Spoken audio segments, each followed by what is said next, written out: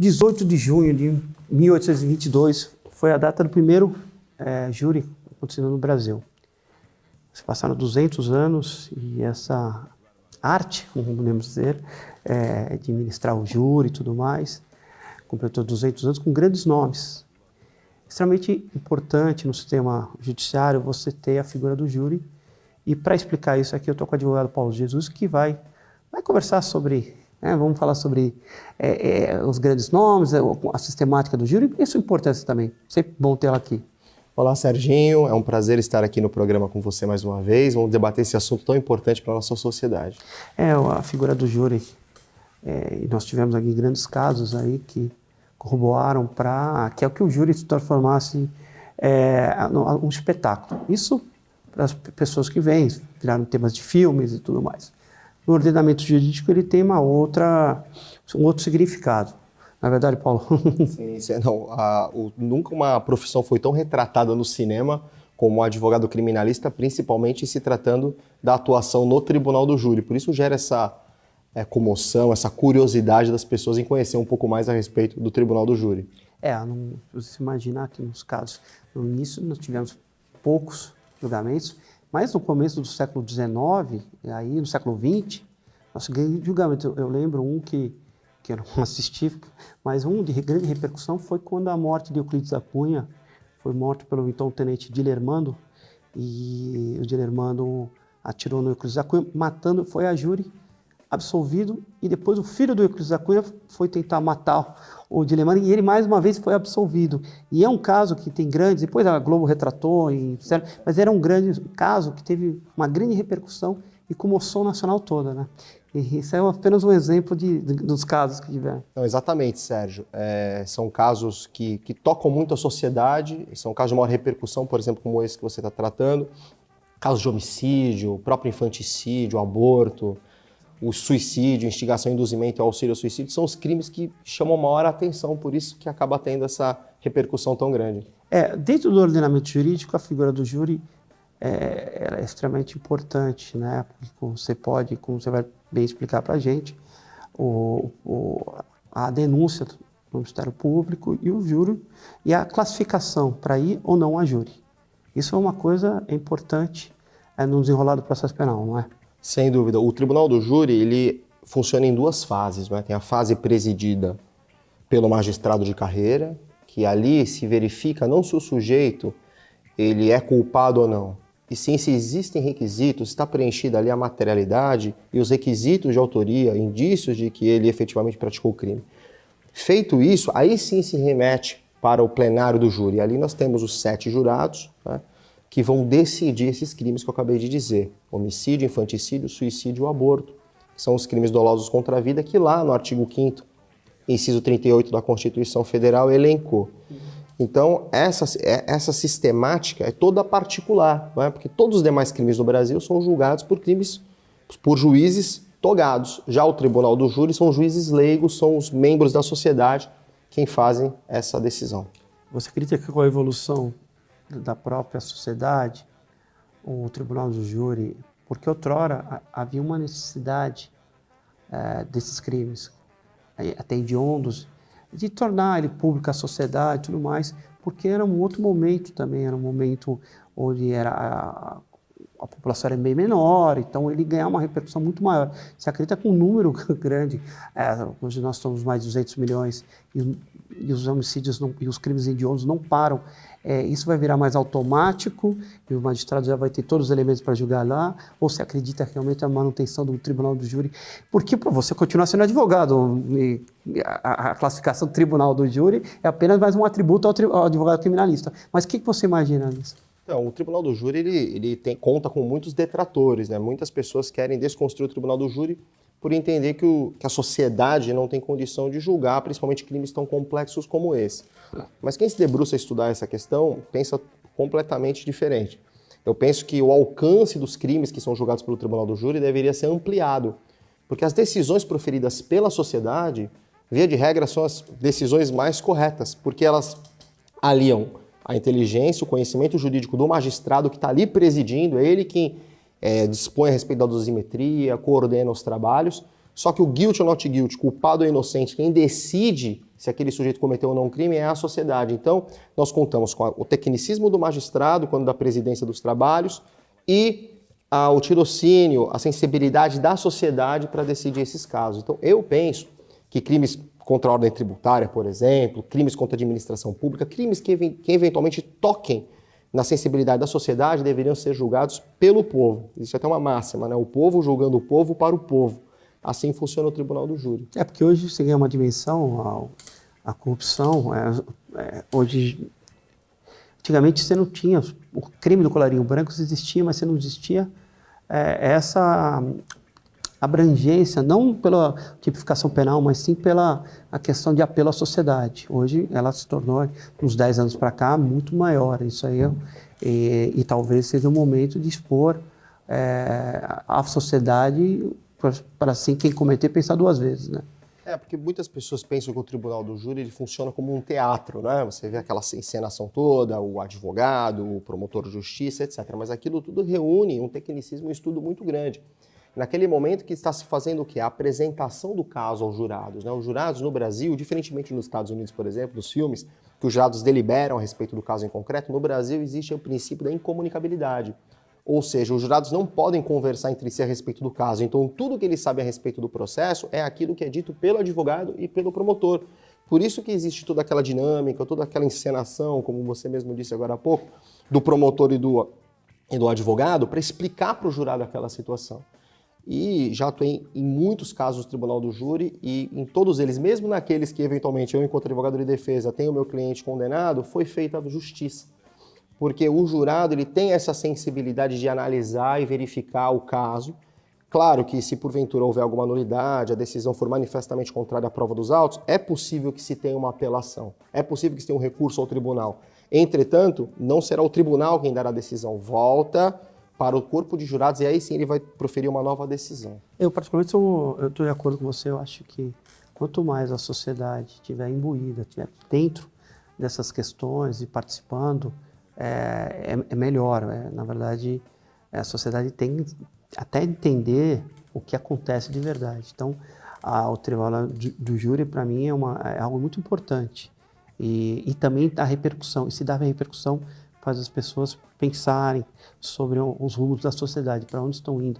E crimes banais, que também hoje se tornam cada vez, principalmente com a rede social, a gente imagina, a gente não sabia da banalidade dos crimes que o ser humano sempre cometeu. Só que agora a gente tem ciência muito maior. Então eu acho que é importante a sociedade fazer estar presente nisso daí. Então e essa tua proposta aí é o que você fala sobre ampliar o rol dos crimes dentro do Tribunal do Júri. Eu acho que ela devia ser levada em frente também, alguma projeto de emenda e alguma alteração do código, quer dizer, é algo que é muito importante, né? Porque tem lá os crimes que estão ali, como você mencionou, na Constituição. Eu acho que devia abranger, devia assim, aumentar e ter uma participação maior. E também eleva a figura do advogado, né?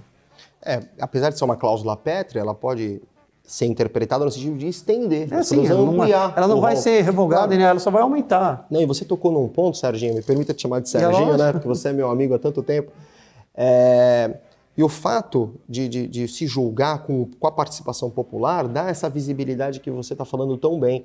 Porque às vezes as pessoas veem na televisão o crime bárbaro, veem na rede social, e como o processo é julgado pelo Poder Judiciário, pelo juiz togado, nós não temos a informação do que acontece depois. Então dá uma sensação de impunidade. O Tribunal do Júri não. O Tribunal do Júri, quando o caso de grande repercussão e vai para o júri popular, a repercussão, a resposta para a sociedade, até porque ela participa das decisões, é maior. Então, eu concordo, é um ponto de vista que eu defendo, que o Tribunal do Júri tem que ser estendido, as pessoas têm que participar mais das decisões e tomar mais conhecimento dos rumos da justiça. A questão até você mencionar um negócio ligado à cláusula pétrea, bem que o sistema judiciário, ele está relativizando tudo, coisa julgada está relativizando, então a questão se você não está alterando uma cláusula, você não está tirando ela do ordenamento ou deixando de estender os crimes que estão lá, você está aumentando o rol.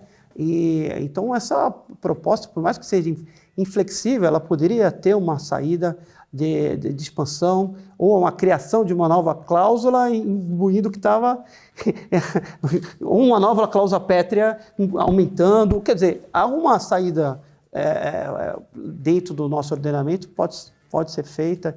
Nosso ordenamento aí que está sempre sofrendo alterações, isso aí, os direitos e garantias individuais são importantes, elas não devem ser medidas, mas podem ser abrangidos, ampliados, quer dizer, isso aí não é mexer ou alterar a Constituição agir na inconstitucionalidade ou ilegalidade.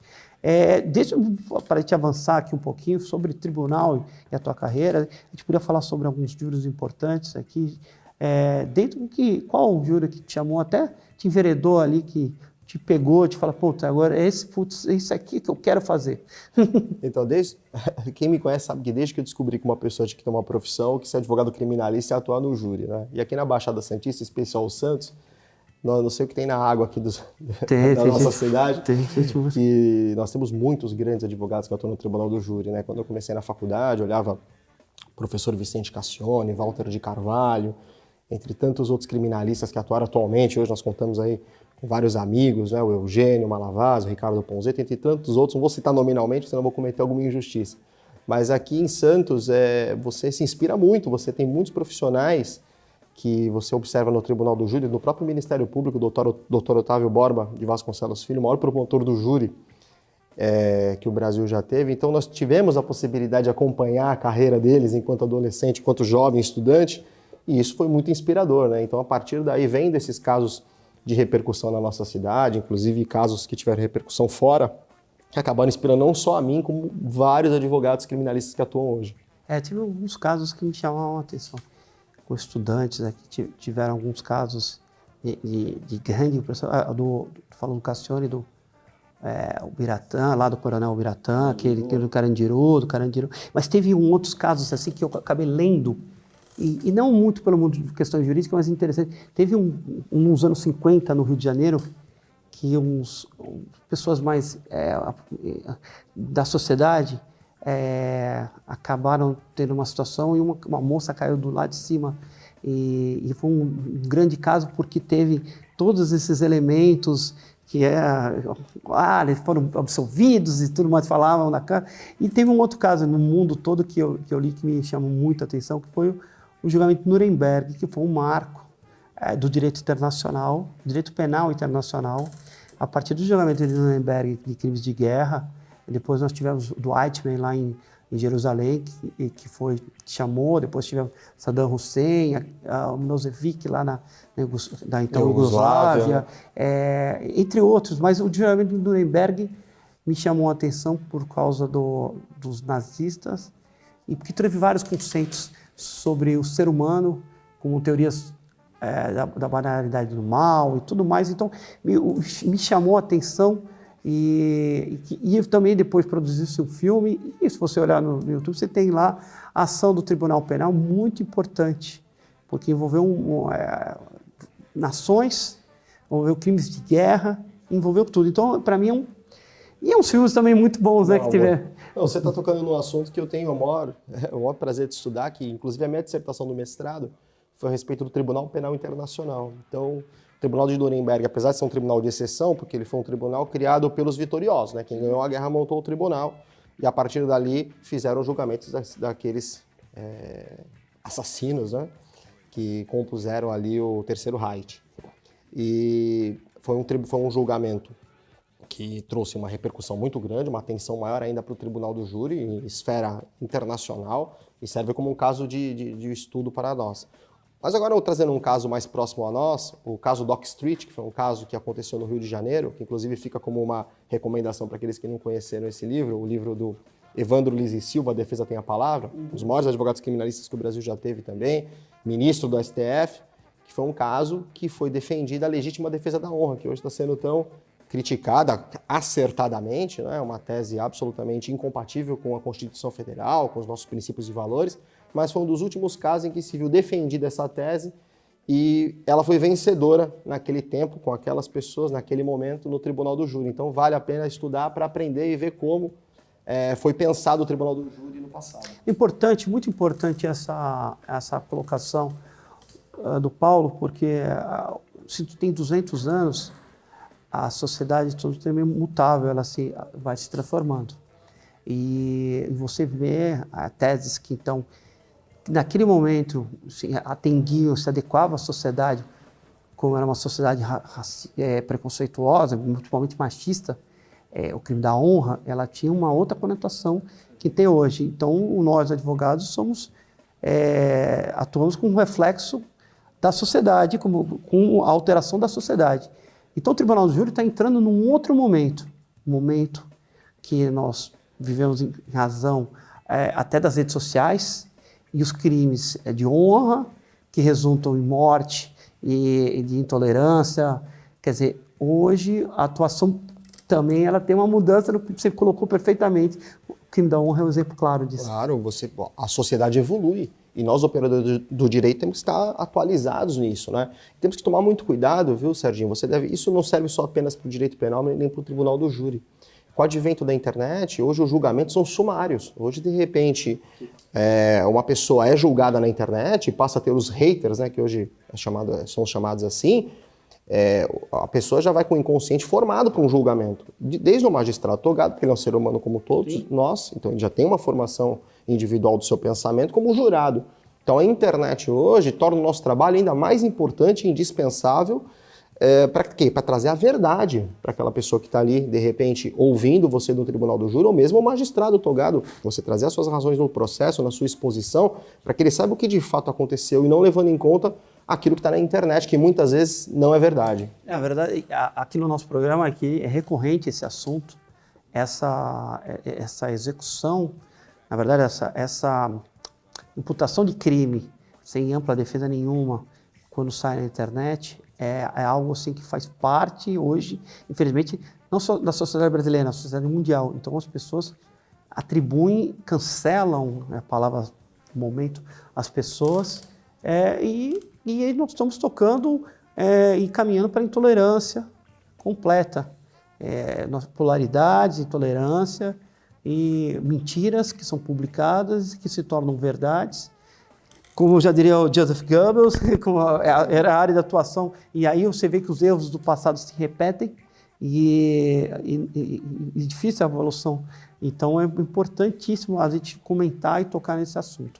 E nosso tempo aqui é curto, a gente teria muita coisa para falar do Tribunal do Júri, as influências, o Paulo falou as influências dele, só apenas eu queria deixar um recado para as pessoas que estão começando aqui, os advogados que querem enveredar para essa área, que acham que tem aquele, porque não é todo mundo que tem essa atribuição, é algo que nasce meio com o advogado, com a pessoa poder atuar no Tribunal de Júri. Não é, as pessoas têm atribuições para alguma coisa, tem gente que escreve melhor, tem gente que fala melhor, e é uma coisa que vem dentro de você, e você sabe que quando aflora. Eu queria que você deixasse esse recado aí para o advogado aí que tem esse interesse aí. Eu queria dizer que de todas essas pessoas que eu mencionei, todas elas que são as minhas referências, o senhor Alberto Zacarias Toron, entre tantos outros advogados que estão me ocorrendo aqui na cabeça. Maris Filho. Maris Jolie. Tantos outros, né? O que eu poderia dizer é o seguinte, que nenhuma dessas pessoas, além da honestidade, inteligência, não tinham absolutamente nada de extraordinário.